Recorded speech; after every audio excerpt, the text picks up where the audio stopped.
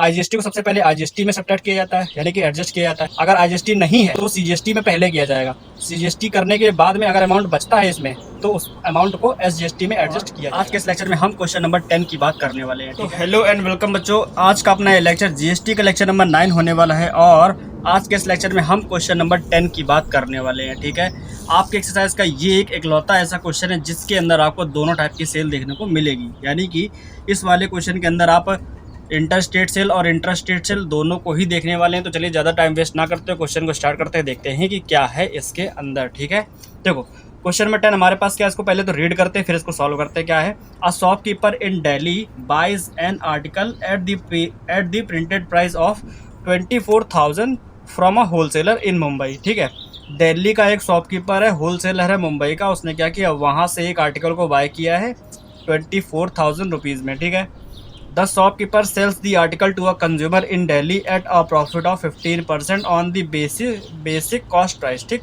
यानी कि क्या किया उसने, दिल्ली का जो होलसेलर उसने मुंबई से बाय किया तो ये हो गई इंटर स्टेट सेल। अब दिल्ली का जो शॉपकीपर उसने दिल्ली में ही एक कंज्यूमर को सेल कर दिया तो ये हो गई इंट्रा स्टेट सेल। ठीक है, तो यहाँ पर आपको इंटर स्टेट सेल और इंट्रा स्टेट सेल दोनों ही देखने को मिल गई है। तो अब क्या है, कह रहा है कि if the GST rate is 12% find, हमको ये चारों क्वेश्चन फाइंड करने हैं इसके अंदर। ठीक है, जीएसटी रेट आपको बता दिया 12%। तो समझो आप क्या करना है, सबसे पहले देखो इसमें क्या है, इंट्रा स्टेट सेल और इंटर स्टेट सेल दोनों ही हैं। तो हम जो पहला पार्ट है क्वेश्चन का उसमें कह रहा है शॉपकीपर है दिल्ली का और मुंबई के होलसेलर से क्या कर रहा है, एक आर्टिकल को बाय कर रहा है। ठीक है, तो देखो जब क्वेश्चन सॉल्व करेंगे तो उसमें इसको कैसे ही हम लोग कैसे इसकी चीज़ डिटेल को लिखेंगे इसमें। ठीक है, तो वो आप यहाँ पर देखो क्या करना है, सबसे पहले क्या करोगे, प्रिंटेड प्राइस जो है उसको लिख देना है। ठीक है, तो यहाँ लिखेंगे the printed price of the article, the printed price of the article is कितना है, 24,000 रुपीज़। ठीक है, तो ये है 24,000 रुपीज़। उसके बाद क्या है, उसके बाद उसने परचेज़ किया है कहाँ से, मुंबई के एक होलसेलर से। ठीक है, तो यहाँ लिखेंगे a shopkeeper buys the article from यहाँ पे लिखोगे अ शॉपकीपर इन दिल्ली, यहाँ पर मेंशन कर देना है इसको। ठीक है, a shopkeeper in Delhi buys the article from a wholesaler in Mumbai. ठीक है, होलसेलर इन मुंबई। और यहाँ पर जब ये हो जाएगा तो यहाँ लिखोगे सो द सेल्स आर, यहाँ पर लिख देंगे the sales are inter state sale. ठीक है, इंटर स्टेट सेल, इसलिए क्या होगा, यहाँ पर कौन सा टैक्स लगेगा, यहाँ पर हमें आईजीएसटी देखने को मिलेगा। ठीक है, तो यहाँ लिखेंगे so IGST levied on the sale. ठीक है, IGST levied on the sale. ठीक है, तो इस वाली सेल में कौन सा टैक्स लगेगा, वो लगेगा आईजीएसटी। ठीक है, अब यहाँ पर क्या है कि जो 24th क्वेश्चन देखो आपके सामने है, यहाँ पर क्वेश्चन में कहा गया 24,000 पर इसने क्या किया, बाय किया और कोई भी डिस्काउंट नहीं मिला है। ठीक है, यानी कि उसको जो आईजीएसटी पे करना है वो इसी पर पे करना है। हम यहाँ पर क्या करेंगे, अब टैक्स का अमाउंट फाइंड करेंगे। ठीक है, तो यहाँ पर क्या करेंगे, अमाउंट ऑफ टैक्स। ठीक है, अमाउंट ऑफ जीएसटी लिख दो। ठीक है, जीएसटी कलेक्टेड बाय होलसेलर, क्योंकि यहाँ पर होलसेलर सेल कर रहा है ना, होलसेलर, और पेड बाय किसके, शॉपकीपर। ठीक है, शॉपकीपर पे कर रहा है। ठीक है, इसलिए यहाँ पर लिख देंगे पेड बाय शॉपकीपर। अब इसमें क्या करोगे, यहाँ पर हो जाएगा आईजीएसटी। ठीक है, आईजीएसटी एट 12%, क्योंकि जीएसटी रेट यहाँ पर क्या 12% है, उस चीज़ को भी आप यहाँ पर मेंशन करते हो। सबसे पहले यहाँ पर जहाँ पे लिखा था the printed price of the article is 24,000 and यहाँ पे लिखोगे the rate of GST is equal 12%। ठीक है, तो ये हो जाएगा, यहाँ पर लिख दिया। अब यहाँ पर लिखेंगे आईजीएसटी एट 12%, यहाँ पर ये अप्लाई होगा। और आईजीएसटी जो है वो किसका 12% होगा, तो यहाँ पर इसको ना लिख करके 12% ऑफ प्रिंटेड प्राइस। ठीक है, 12% ऑफ 24,000 इसका। ठीक, तो ये हो जाएगा 12/100 इंटू 24,000। और ये 00 से 00 कैंसिल हो गया, 12 और 24 का मल्टीप्लाई करा दो, लास्ट में एक 0 है। तो 24, देखो 12 4 जा कितना हो गया 48, तो यहाँ पर आ गया 8, कैरी किया 4, 12 2 जा 24 और 4 कितना होगा 28 है ना, ये हो गया और एक ज़ीरो था, तो 2880 रुपीज़। ये क्या आ गया, ये वो अमाउंट ऑफ टैक्स है जो शॉपकीपर ने पे किया है इस वाले होलसेलर को, ठीक है। तो शॉपकीपर के लिए इनपुट टैक्स हो गया और होलसेलर ने इतना IGST पे किया है, ठीक है, सेंट्रल गवर्नमेंट को।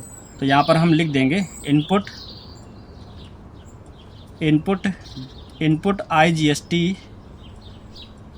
IGST for shopkeeper. शॉपकीपर के लिए क्या हो गया, ये IGST हो गया, तो इतने अमाउंट का उसको क्या मिलेगा, ITC इनपुट टैक्स क्रेडिट मिलेगा। इसके बारे में आपको हमने पिछले लेक्चर में बहुत डिटेल में बताया हुआ है, ठीक है। तो input IGST for shopkeeper is equal to 880 rupees, ठीक है। ये इसके लिए हो गया इनपुट टैक्स। और जो होलसेलर है, होलसेलर क्या करेगा, इतना IGST पे करेगा। तो यहाँ पे लिख दो कि होलसेलर विल पे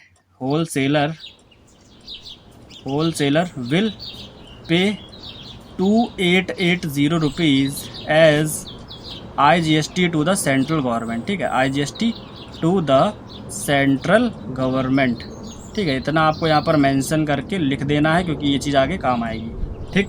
तो यहाँ पर क्या है, शॉपकीपर ने इतना अमाउंट पे किया। अब देखो यहाँ पर क्या है अब यहाँ पर क्वेश्चन का सेकंड पार्ट है। हमने फर्स्ट पार्ट तो कर लिया, सेकंड पार्ट में कह रहा है the shopkeeper sells the article to a consumer. Question आपको दिख रहा होगा, शॉपकीपर ने आर्टिकल को सेल किया in Delhi at a profit of 15% on the basic cost price. यानी कि ये जो आपके पास अमाउंट है प्रिंटेड प्राइस, इसका 15% प्रॉफिट ऐड करके उसने सेल किया है, ठीक है।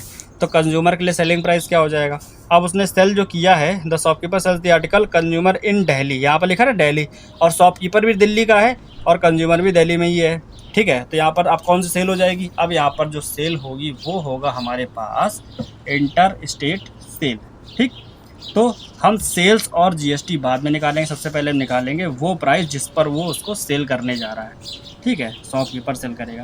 तो यह लिखेंगे this shopkeeper sells the article, this shopkeeper sells the article at a 15% profit of printed price, ठीक है। सो अब क्या होगा, so the selling price of the article क्या हो जाएगा, selling price of the article by the shopkeeper, ठीक है। शॉपकीपर ने ये प्राइस डिसाइड किया है ना, तो यहाँ पे लिखेंगे बाय द शॉपकीपर, और कंज्यूमर के लिए क्या हो जाएगा, कॉस्ट प्राइस हो जाएगा, ठीक है, cost price of article to the consumer, ये हो जाएगा, ठीक है। तो यहाँ पर हम ये आपके सामने लिख दे रहे हैं आर्टिकल टू द कंज्यूमर। एक एक क्वेश्चन का सोल्यूशन आपको बता दिया है, क्वेश्चन में 10 तक आ गए हम लोग यहाँ पर। तो जो कॉस्ट प्राइस है वो कैसे निकलेगा, ठीक है भाई, क्या है सेलिंग प्राइस में, सॉरी जो हमारे पास ये वाला प्राइस था, कौन सा, ये मार्क प्रिंटेड प्राइस था, इसी वाले प्राइस में 15% प्रॉफिट ऐड कर दो, ठीक है, इसी अमाउंट का। तो ये कैसे निकलेगा, 24,000 में ऐड करना है 15% ऑफ 24,000, ठीक है, ये है। तो क्या होगा, तो यहाँ पर 24,000 प्लस 15/100 इंटू 24,000, ठीक है, ये हो जाएगा। 00 से 00 कैंसिल हो गया, 15 का मल्टीप्लाई करा लो, कितना आ जाएगा यहाँ पर, ये हो गया 24,000 प्लस 15 का 0 में 0, 15 4 जा 60 का 0 कैरी किया 6, 15 2 जा 30 और 6 36, तो हो गया 3600 रुपीज़, ठीक। इसको इसमें ऐड कर दो तो ये हो जाएगा सेलिंग प्राइस। ऐड करो ज़रा, 00 फिर यहाँ पे आ गया 6, फिर 4 और 3 7 और लास्ट में है 2, तो 276, ठीक है, यानी कि 27,600 रुपीज़ जो है सेलिंग प्राइस आ गया है इस आर्टिकल का, ठीक है। अब इसी वाले प्राइस पर ही क्या होगा, टैक्स अप्लाई किया जाएगा। लेकिन अभी हमने ये नहीं बताया कि अब कौन सी सेल है, ठीक है। तो हम यहाँ पर ये बताएंगे कि सेल कौन सी है।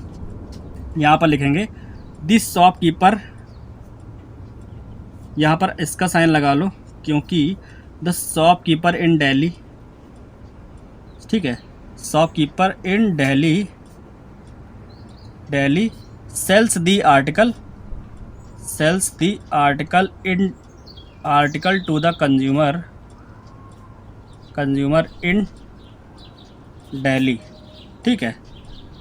इतना जब लिखोगे तो उसके बाद लिख दोगे so the sales are intra state sales, ठीक है, intra state sales and GST comprises of, कि आपको पता है ना कि जब भी इंट्रा स्टेट सेल होगी तो यहाँ पर जीएसटी क्या होगा, कंप्राइजेस ऑफ क्या हो जाएगा, हाफ हाफ डिवाइड हो जाएगी सीजीएसटी और एसजीएसटी में, ठीक है। तो यहाँ पे लिखो जीएसटी कंप्राइजेस ऑफ 6%, ठीक है, as CGST and 6% as SGST, ठीक है। इतना आप यहाँ पर लिख दोगे। अब क्या होगा, अब हम इस टैक्स का अमाउंट निकालेंगे, ठीक है। तो हम क्या करेंगे, इसी का फाइंड करेंगे। तो यहाँ पर लिखेंगे amount of GST paid by consumer, ठीक है, amount of GST paid by consumer, ठीक। अब कंज्यूमर क्या पे करेगा, कंज्यूमर पे करेगा सीजीएसटी, वो हो जाएगा 6% ऑफ किस अमाउंट का, इस वाले अमाउंट का, ये जो 27,600 निकाला ना, इस वाले अमाउंट का, इसका 6% हो जाएगा, तो 27,600 रुपीज़। जब इसका 6% निकालो तो 6/100 इंटू 27 और 600, ठीक है। तो ये से ये कैंसिल हो गया, 6 का मल्टीप्लाई करा लो, 6 6 36 का 6 कैरी किया 3, 6 7 42, 3 45, तो कैरी किया 4, 6 2 12, 4 16, तो 1656 रुपीज़ ये आ गया सीजीएसटी। और एसजीएसटी भी क्या आ जाएगा, 6% ऑफ 27,600, तो ये हो जाएगा 1656 रुपीज़, ठीक है। अब क्या है, ये कंज्यूमर ने पे किया है ना, ठीक। तो यहाँ पर हम लिखेंगे amount of GST paid by consumer था, और यहाँ पर ब्रैकेट में आप ये भी लिख सकते हो कि जीएसटी कलेक्टेड बाय शॉपकीपर, ठीक है। ये हमने यहाँ पर सिर्फ इसका ही लिखा था, तो यहाँ पर ये भी आप लिख दो, यहाँ पर मेंशन कर दो, है ना, क्या कि जीएसटी कलेक्टेड बाय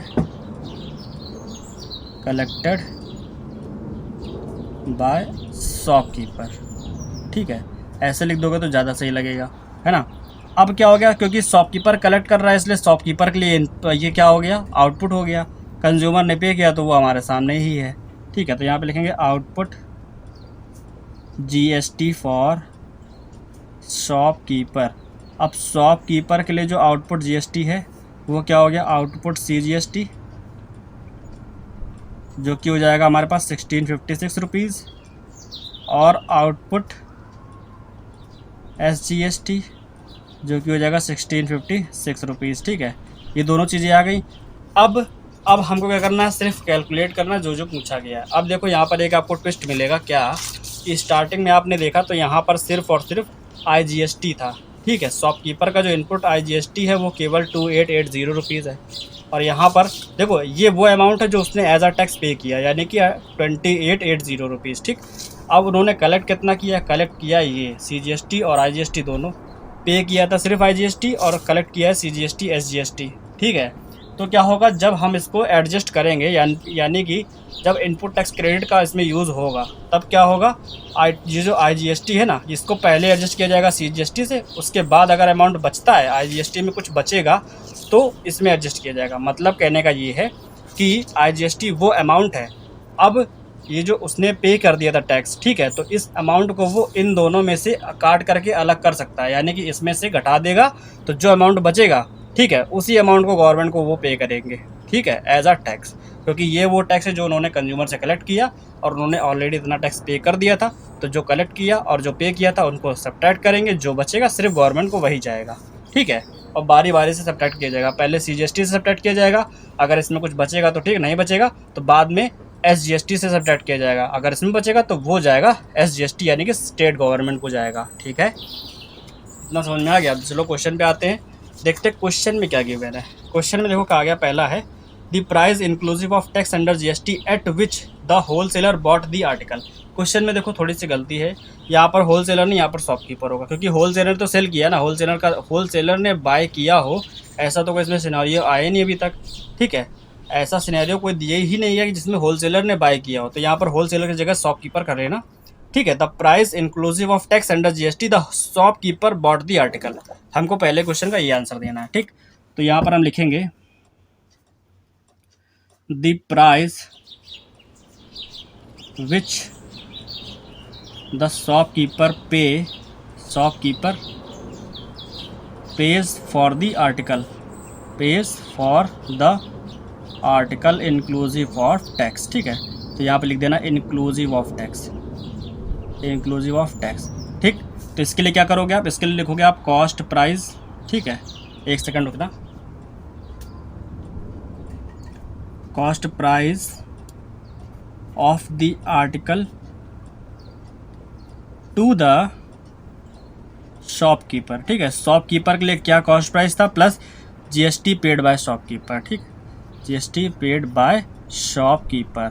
अब देखो कॉस्ट प्राइस शॉपकीपर के लिए क्या था, तो शॉपकीपर के लिए जो प्रिंटेड प्राइस था वही कॉस्ट प्राइस था। ठीक है, तो ये था 24,000 रुपीज़। ठीक है, तो 24,000 प्लस जीएसटी में कौन सी जीएसटी पे करी थी, तो आईजीएसटी पे करा था।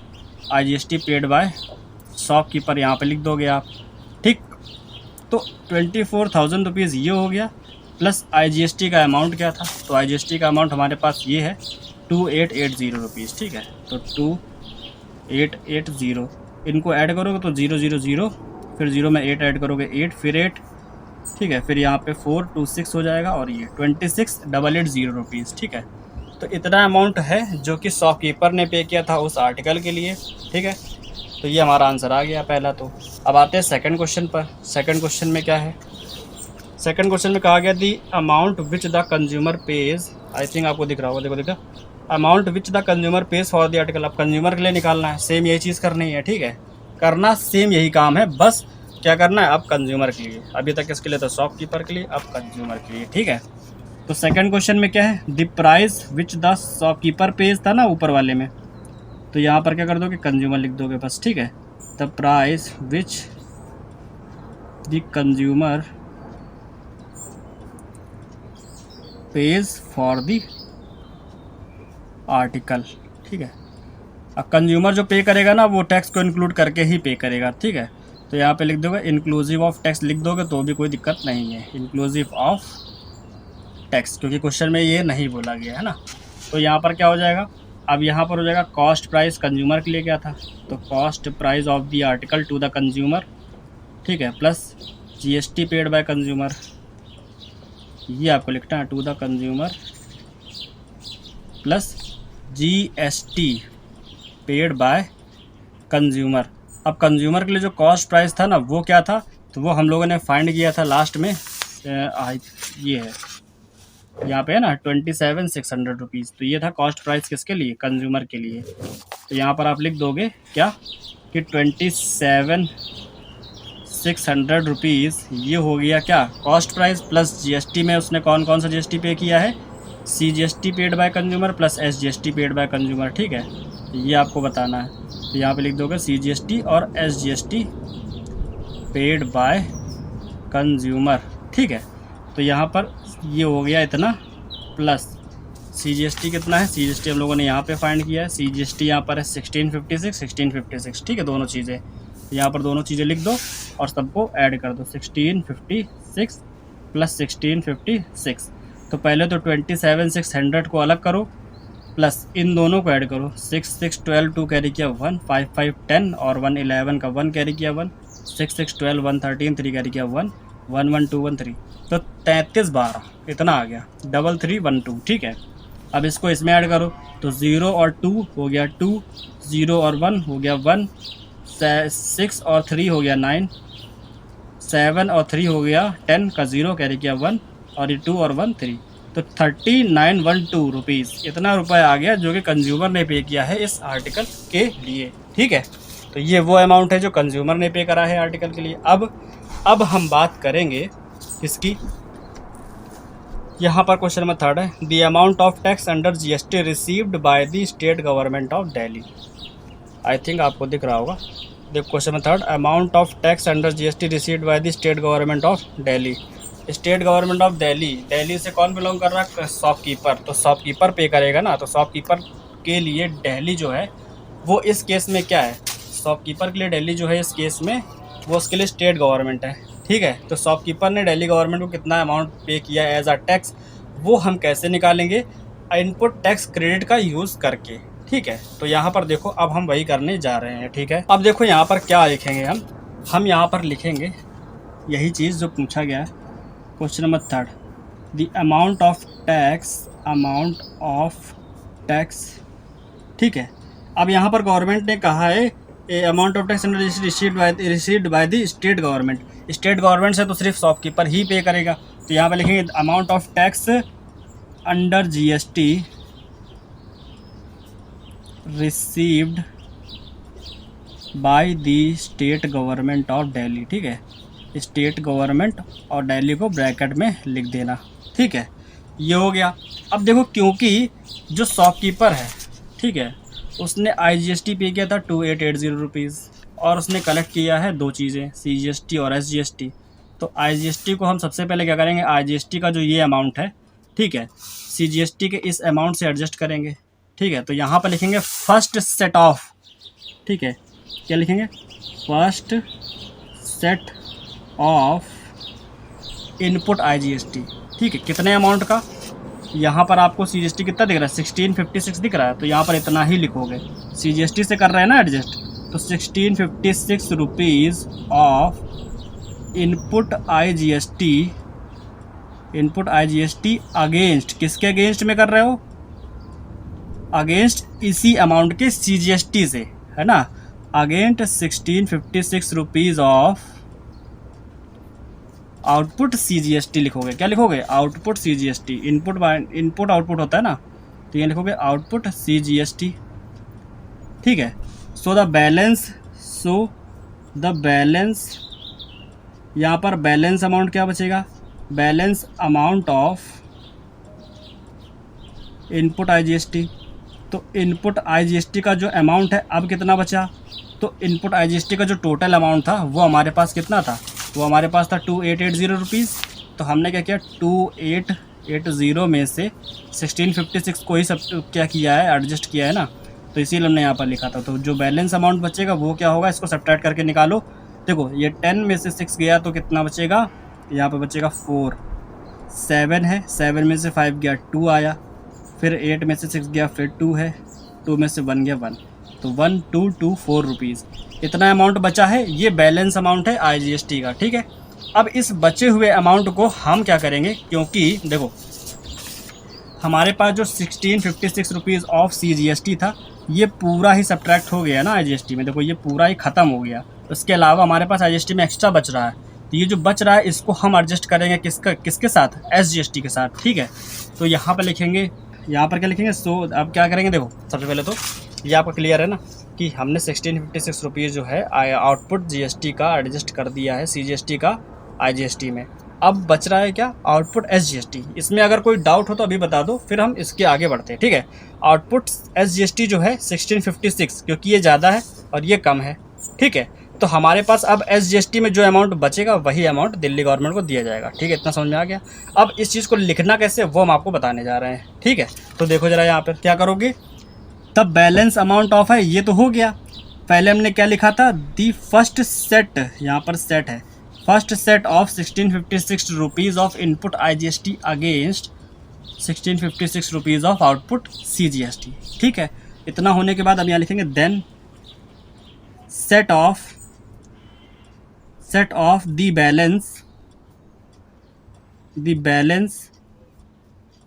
कितना बैलेंस है, 1224 rupees of input IGST. Input IGST का इतना अमाउंट बैलेंस था ना, तो यहाँ पर लिखा the set of the balance amount of input GST this against, किसके अगेंस्ट में करेंगे हम लोग, against output SGST.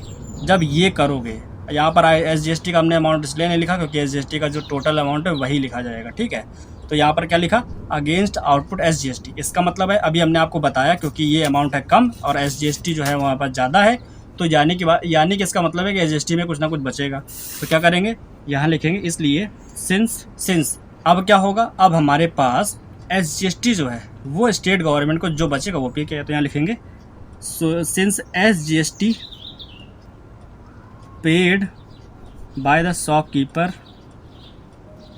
To the government. ठीक है, जब ये निकालोगे कैसे निकलेगा ये हमारे पास निकलेगा सीधे सीधे क्या करके, जो 1656 रुपीज़ है ये माइनस 1224 रुपीज़। ठीक है, यहाँ पर ये लिख दिया है। ये इसको और इसको सब्ट्रैक्ट करोगे तो यहाँ देखो 6 में से 4 गया 2 आ गया, 5 में से 2 गया 3 आ गया, 6 में से 2 गया फिर 4, 1 में से 1 कैंसिल, तो 432 रुपीज़। ये जो अमाउंट है ये वो अमाउंट है जो SGST की फॉर्म में स्टेट गवर्नमेंट को पे किया जाएगा। ठीक है, लेकिन इस चीज़ को थोड़ा डिटेल में लिख देना आप। ठीक है, यहाँ पर इसको इस तरीके से ना लिखना, इसको लिखने का तरीका जो है वो हम बता दे रहे हैं। ठीक है, ये आपको जल्दी जल्दी बताया क्या है। SGST paid by shopkeeper to the government, ये निकलेगा हमारा आउटपुट माइनस इनपुट करके निकलेगा ना, तो यहाँ पर लिखेंगे output SGST minus input of balance IGST। ठीक है, इस अमाउंट से हम क्या करेंगे, सब्ट्रैक्ट करेंगे, तो अब लिखेंगे 1656 माइनस का 1224 जो कि आ जाएगा 432 रुपीज़। ठीक है, ये हमारे पास जो अमाउंट आया है ये हमारे पास क्या है, ये हमारे पास वो अमाउंट है जो कि पे किया जाएगा किस फॉर्म में, ये हमारे पास पे किया जाएगा SGST की फॉर्म में। और किसको पे करा जाएगा, गवर्नमेंट ऑफ दिल्ली। यहाँ पर आप लिख सकते हो।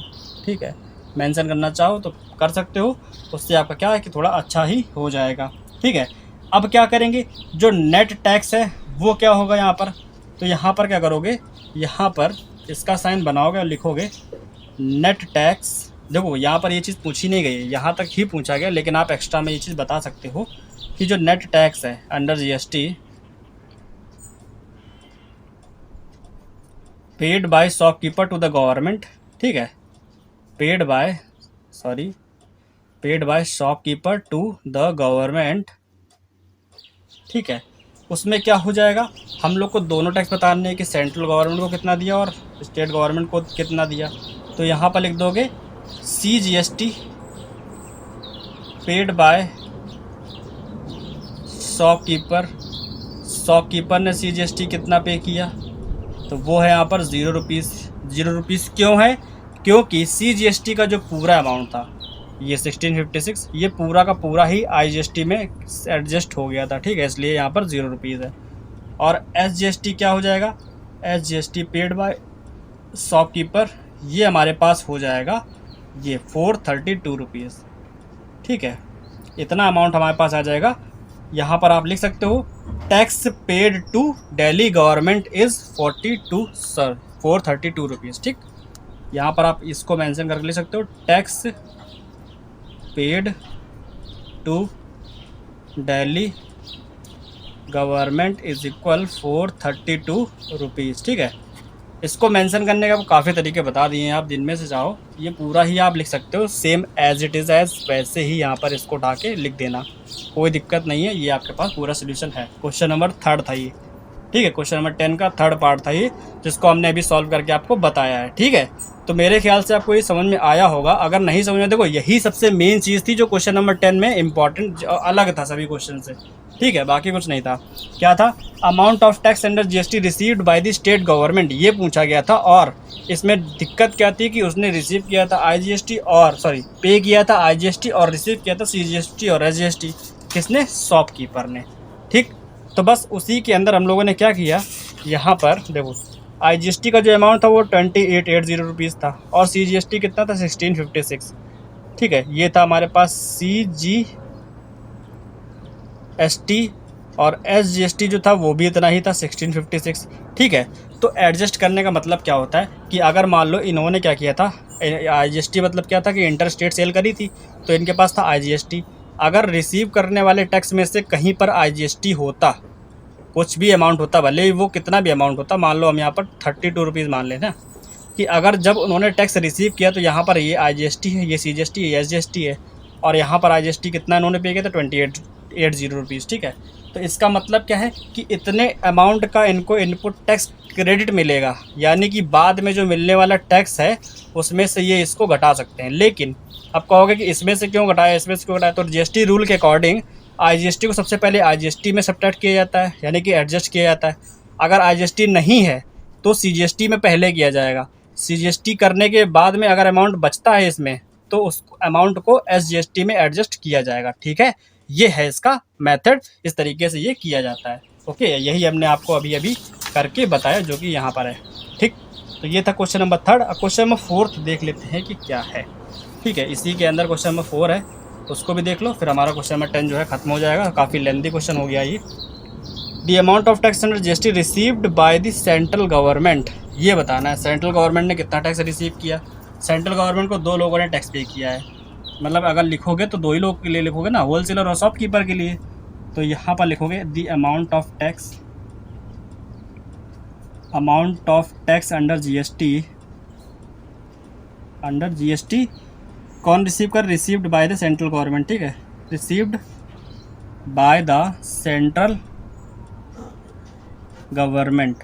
तो ये कैसे निकालोगे, CGST पेड बाय, CGST ना लिखो, GST पेड बाय लिखो। GST paid bye wholesaler plus GST paid by shopkeeper, क्योंकि हम बात कर रहे हैं CGST की।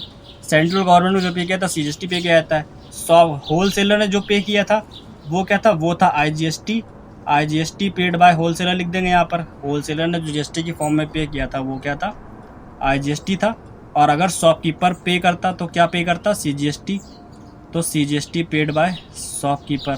अब क्योंकि शॉपकीपर ने तो यहाँ पर 0 रुपीज़ पे किया है CGST, क्योंकि सारा ये अमाउंट उसका एडजस्ट हो गया था, लेकिन यहाँ पर होलसेलर ने कुछ ना कुछ अमाउंट पे किया था जो कि हमने आपको मेंशन करवाया था। IGST जब लिखा था तो यहाँ पे लिखा था wholesaler will pay 2880 rupees IGST to the central government. तो यहाँ पर 2880 रुपीज़, ये हमारे पास प्लस 0 करोगे तो 2880 रुपीज़ यही आ जाएगा जो कि सेंट्रल गवर्नमेंट ने इस पूरी सेल में रिसीव किया है। ठीक है, ये था हमारे पास क्वेश्चन नंबर 10 के लास्ट वाले पार्ट का आंसर। और होप आपको ये पूरा क्वेश्चन समझ में आया होगा। सारे आंसर आपको निकाल करके सॉल्व करके दिखा दिए। अगर कहीं भी डाउट लगता है आपको कमेंट कर सकते हो, आपका डाउट पूरी तरीके से क्लियर किया जाएगा। ठीक है, तो चलिए इस वाले क्वेश्चन को सॉल्व करो। नेक्स्ट वाला जो क्वेश्चन है वो थोड़ा सा जो शॉर्ट है, ज़्यादा लेंदी नहीं है। अब क्वेश्चन नंबर 11, फिर हम करेंगे क्वेश्चन नंबर 12।